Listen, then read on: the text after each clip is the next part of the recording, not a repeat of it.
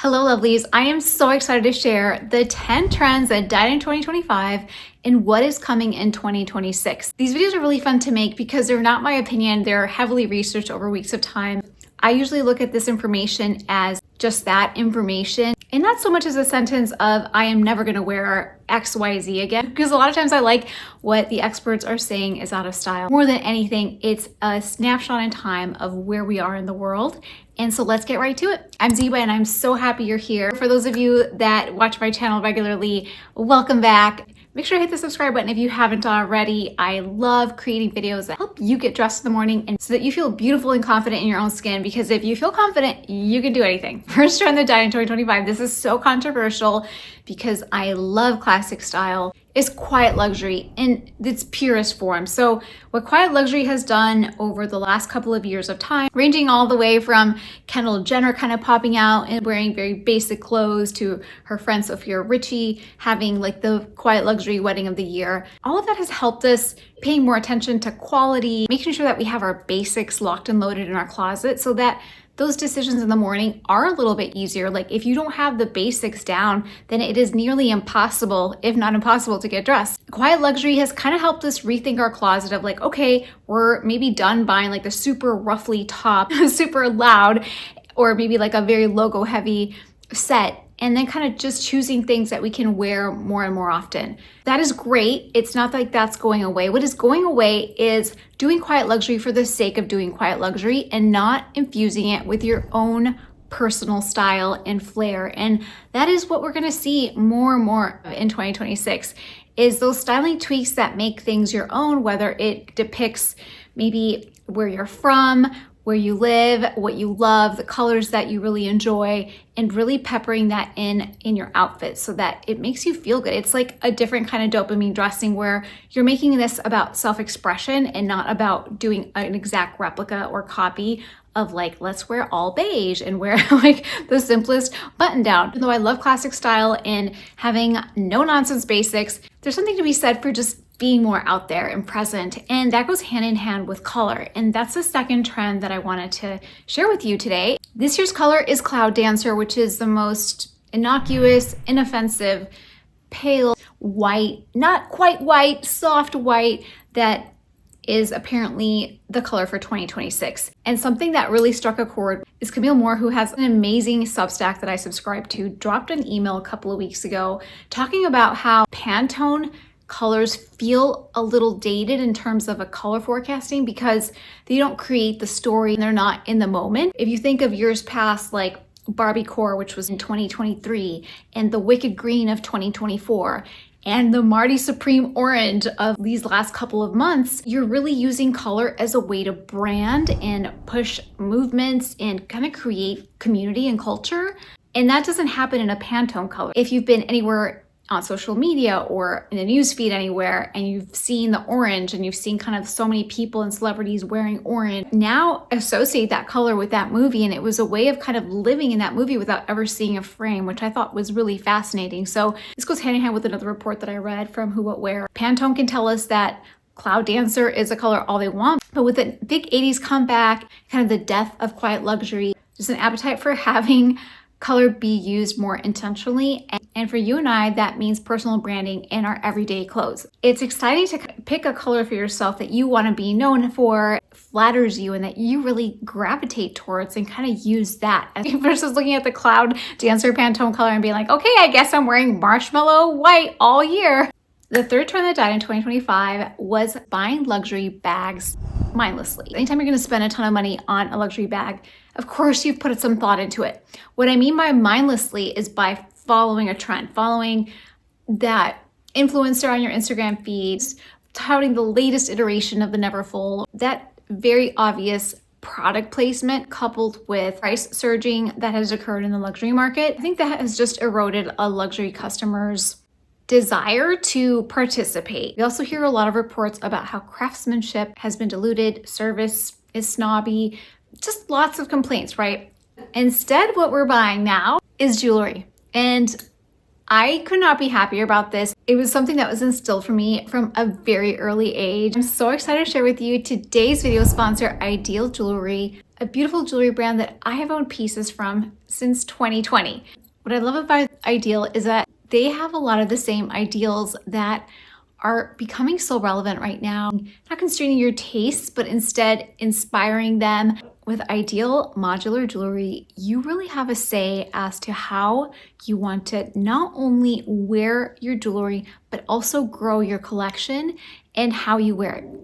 Every piece is carefully crafted by in-house artisans, and you get your certification card with every purchase, ensuring that you know exactly what's in your diamond, who it was checked by. It's all very meticulously done. The way it works is you pick out your diamond stud. There's 3 different sizes to choose from and 3 different metals to choose from: rose gold, white gold, and yellow gold. And then you choose your add-ons, and this is where it starts to get really fun and exciting. These are the Onos that I've been wearing here for the video. There are these diamond circles that look so beautiful. There's 2 ways to wear them. You can either wear them as I'm wearing them here, right underneath the diamond stud, or I can put this diamond circle behind my ear and completely change the look. Furthermore, I can swap out this Ono for the Luna hoops that I've had for almost 5 years, which is a huge testament to the quality. They look brand new. They have aged beautifully, as fine jewelry should. And so I'm so excited to be adding to my collection and share this concept with you because I know how much you value quality, longevity, and self-expression, and these are perfect. Now we have to talk about my necklace, which is also modular as well. This is the Lola pendant, which is a gorgeous diamond, emerald cut diamond pendant. It was right on their bespoke chain. There's a few things I really love about this. Number one, you can manipulate how long you want the chain, which is key for me. Sometimes I want something a little bit tighter because I'm wearing maybe a crew neck, and other times if I'm wearing other jewelry, I might want a longer pendant. The other thing I love about the Lola is that you can wear it horizontally or vertically, depending on your preference. And you can also add on to the necklace as well. So they have a couple of other pendants that look beautiful when you start doubling them up, just to create a custom look for yourself. The other thing that really impressed me was not just this portable jewelry bag, but you also get a shine serum and brush just to keep your diamonds looking sparkly and beautiful forever. This is so key. I feel like I never really know what products to use, and it was literally right in my box. If you're looking for pieces that will endlessly complement your outfits, age beautifully, and evolve with your style, Idyl is the perfect fit. The 4th trend that died in 2025 was cutouts. And maybe celebrities don't apply here because I still see them wearing it a lot. Lauren Sanchez, maybe. The Kardashians. I feel like we really didn't see a ton of cutouts, whether that was like, you know how sometimes like it looked like your sleeve had been slashed and your elbows were just kind of sticking out, or, you know, kind of here on the sides, there would be like something missing and lots of deliberate show of skin. That is dead. Instead, what we're seeing is the use of sheer materials like lace, like mesh, to still show a little skin and have that sexiness, but not have it be like actual skin, but just little hints of it here and there. And there's no reason to be afraid of sheer materials because there's wonderful ways to just incorporate them into your current outfits, whether that is underneath a shirt, over a shirt, under a dress, that create that feeling, or maybe popping on a sheer skirt over a mini skirt. That feels really fresh and relevant. Also, the use of lace. This started happening early this year, and it's only projected to be stronger in 2026. We saw lots of lace trimming, like around camisoles and the silk slip skirts and dresses, and this is here to stay. Another trend that died in 2025 was chunky footwear, and we've certainly seen this more so in what has replaced it. If you take a look around, our shoes have gotten so sleek, whether it's those kitten heel boots like these by Madewell that I love, or just a very sleek loafer or vintage sneaker. These shoes have really become the moment versus the old dad sneakers that were super clunky, heavy soles like lug boots and things like that. I'm guilty of liking chunky shoes every now and again. For example, I saw that platform Uggs are technically out of style, and I wear them all the time here at home in sneaker form and in the actual platform style. They just lend themselves really well to where I live, which is upstate New York, which is very snowy all the time. The thing that has replaced Uggs, according to It Girls, are die-hard snow boots, like the original Sorels and the ones that are waterproof, that are heavy utility. This is what editors are saying is going to be a huge trend for 2026. Let me know what you think about this. I'm definitely here for that one because I need to be. The 6th trend that has died in 2025 is the very heavy, masculine-inspired aesthetic, which oftentimes we take a lot of inspiration from, particularly in suiting and in these bold silhouettes, especially as it pertains to like the huge trousers and shoulder pads and just more of an oversized blazer. Instead, what we're seeing is a very soft, feminine takeover, even as far as to call it like a poet aesthetic, as Pinterest called it. And we're seeing just a lot of feminine dressing, whether that is the romantic blouses, very sheer, soft, chiffon, lots of romance. I recently featured a brand called Simple Retro that does this really well. They emulate a lot of the vintage, classic poet style at a very affordable price and high quality. Number 7, kind of along these lines, the trend that died in 2025 are leather pants. Now, if you watch my videos, you know that I wear leather pants, faux leather pants, often. They have a nice little sheen and texture play that I really like, especially with cashmere and tweed and things like that. But according to many editorials, these are just not as relevant anymore. And that's the key thing about all of these. It's not that you should just chuck them or stop wearing them. Clearly, I'm not. Just they're not in your face as much, the supply isn't there. And one thing that should have given it away is these pants by Quince. And I'm always telling you, I hope they come back in stock. I hope they come back in stock. And they haven't come back in stock. And that leads me to believe, like, why wouldn't they bring them back in stock? Because they're pretty good about restocking things that are selling fast. It's because they probably know that leather pants aren't projected to be huge in 2026. Instead, what we're seeing is soft pants. Again, hand in hand with the feminine trend. Lots of satin pants. Everywhere I went last week when I did my little at the mall shopping haul, it's full of really fun winter trends that are very wearable. Every store had satin pants. Guess what? They look great. They were so comfortable.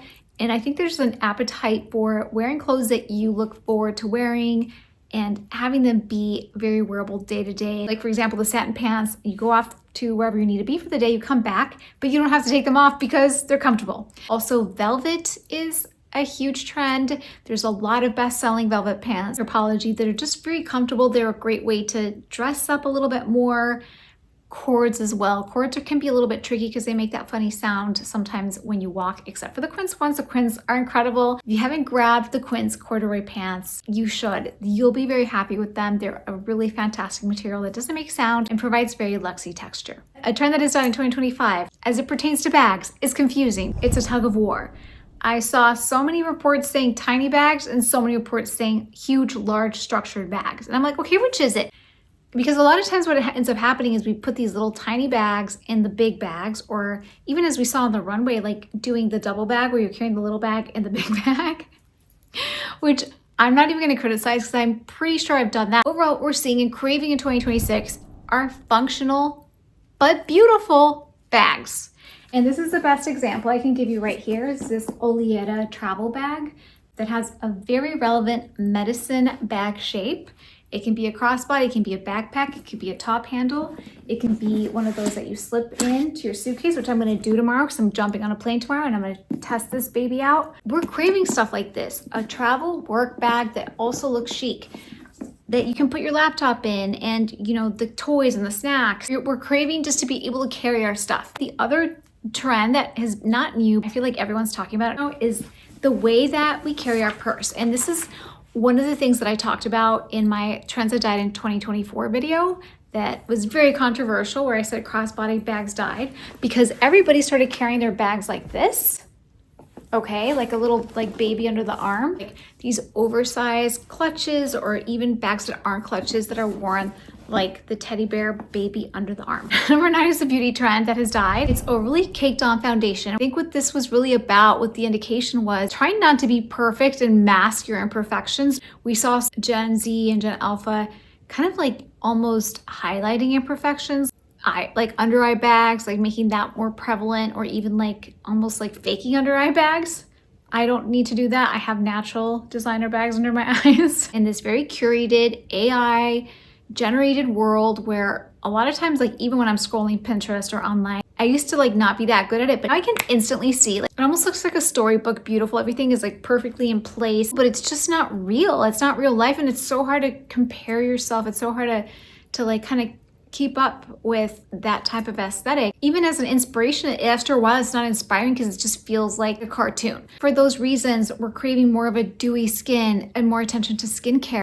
The one skincare that I have been loving, that I've been trying for the last 2 months, which I feel like has really helped out my fine lines and wrinkles. And even though I've gotten zero sleep the whole season, the Dr. Diamond skincare line, I'm in love with it. And I feel like I've been able to get away with wearing less makeup because of it. The last trend that died in 2025, like fully like beating a dead horse, distressed jeans. Nowhere to be found.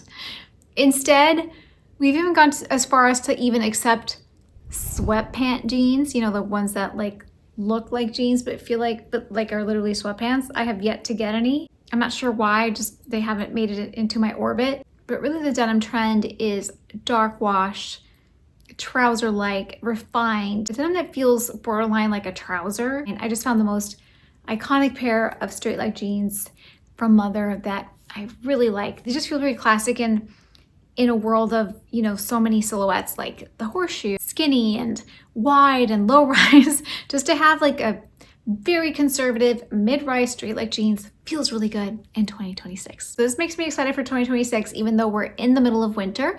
And if you're in the middle of winter and want to avoid looking frumpy, make sure to check out this video. I'll see you there. And if you learned something today, make sure to hit the subscribe button.